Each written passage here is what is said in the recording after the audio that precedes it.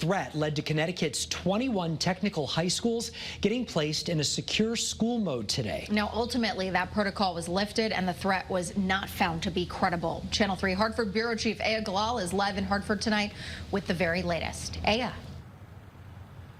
Aaron and Mark, throughout the day, we've seen an increased police presence here at AI Prince Technical High School, as well as other technical high schools throughout the state. And Connecticut State Police tell us that there's going to be an increased security presence at basketball games at these technical high schools this evening. Extra security seen at Connecticut's technical high schools today after a reported threat. Eyewitness News learned it was connected to an incident that happened in the state earlier this week. On Tuesday night, a fight broke out at Middletown High School during a basketball game against Weaver High School. The basketball brawl involved students and adult spectators. State police say a member of the Hartford community heard of an unfounded threat of retaliation in response to that fight.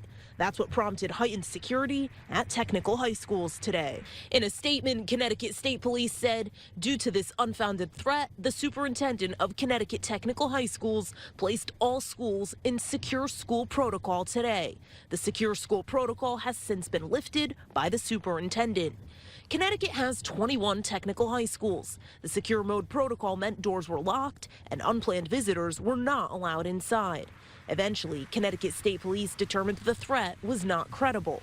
The secure school protocol was lifted and operations went back to normal. So again, there will be an increased police presence at basketball games at technical high schools this evening. As for that Middletown fight, Middletown police are investigating that, and there is also new information on that investigation. Reporting live tonight in Hartford, Aya Galal, Channel 3 Eyewitness News.